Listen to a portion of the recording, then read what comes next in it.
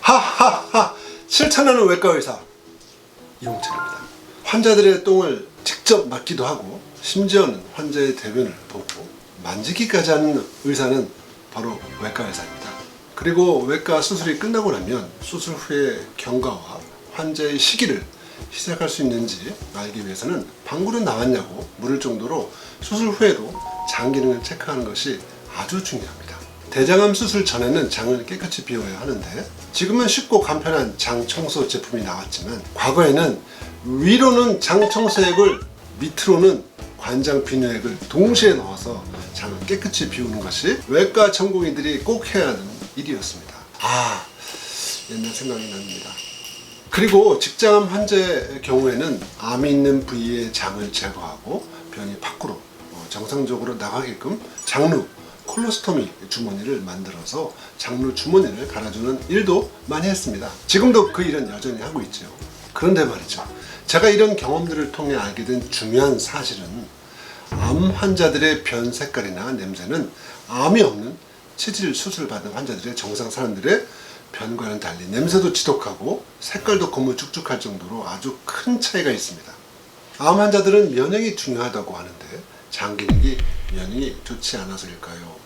도대체 왜 그런 것일까요? 대장암 환자들을 비롯해서 장 질환이 있는 환자들의 변의 색깔과 냄새 그리고 걸쭉함이 다른 것은 바로 장내 미생물의 차이 때문입니다. 장내 미생물의 차이는 암 환자와 같이 면역 기능이 꼭 필요한 사람들에게 중요하게 작용할 수 있는데 변의 냄새와 색깔, 진로도 대략적으로 알 수 있지만 이를 더 정확하게 파악할 수 있는 검사가 있습니다.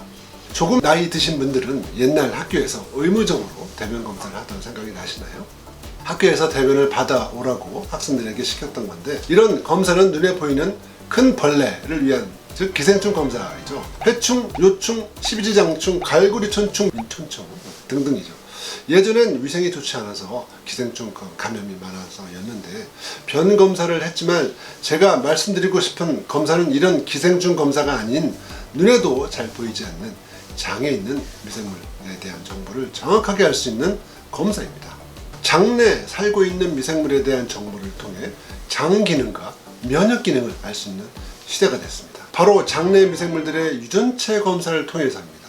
장내 미생물들 중에는 영양분을 먹는 대로 쪽쪽 빨아먹는 미생물들이 비율적으로도 많은 경우도 있는데 이건 특히 비만 환자들에게서 많이 볼 수 있습니다. 몸에 안 좋은 독소를 내뿜는 나쁜 미생물들이 많은 경우도 있는데 이건 암 환자들에게서 보이는 특징적인 결과입니다. 간략한 얘기지만 대변에 있는 장내 미생물의 유전체 검사를 통해 구체적으로 장내 미생물의 신원 파악을 하게 되고 심지어는 질환을 좋게 하거나 나쁘게 하는 미생물들을 구분하여 장내 환경 생태계가 얼마나 좋은지 혹은 나쁜지를 알려준다는 겁니다. 이 말은 말이죠, 여러분의 똥, 아니 이제는 대변으로 면역을 책임지는 장 건강뿐만 아니라 장을 통해 나빠질 수도 있는 여러 질환들의 건강 상태를 알 수 있다는 겁니다.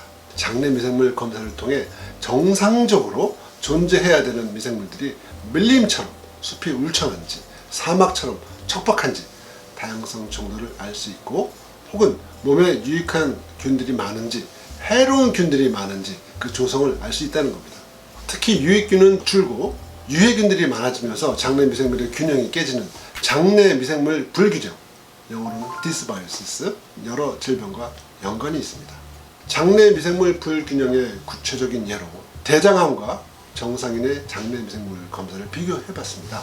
그 결과 암이 진행하는 단계별로 대변에 존재하는 세균과 대사물질이 크게 다르다는 사실을 확인했습니다. 즉 대장암의 병기가 진행할수록 좋은 균, 유산균 등이 감소하고 유해균 등이 크게 증가하는 것입니다. 비만의 경우에도 정상인에 비해 장내 미생물의 다양성을 알 수 있는 풍부도는 낮고 특히 유해균이 많음을 알 수 있었습니다. 이런 정밀한 장내 미생물에 대한 분석을 통해 몸속 건강을 확인할 수 있고 특정 질환을 가진 사람들에게 높게 나타나는 장내 미생물과 비교하여 질병의 연관성을 알려주며 장 건강을 위한 건강한 식이와 생활 습관까지 도움을 받을 수가 있습니다. 이런 여러 가지 이유로 저는 제가 상담하는 비만인들이나 암 수술 전후 케어를 받으시는 분들에게 다른 검사보다도 장내 미세물 검사를 권하고 있습니다. 그리고 이 결과에 따라서 생활 식습관을 조절하는 치료를 병행하고 있습니다. 물론 이렇게 했을 때 더 좋은 결과가 있는 것은 당연한 것이겠죠.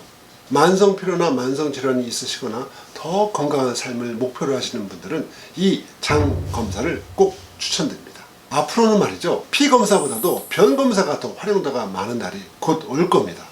장 건강을 위해 어떤 일을 구체적으로 해야 하는지는 다음 영상으로 준비해 봤으니 다음 편도 기대해 주십시오. 행동하는 외과 의사 이홍창과 같이 실천하는 걸 꼭 잊지 마시고 좋아요, 구독, 실천 부탁드리겠습니다. 하하하! 다음에 또 뵙겠습니다.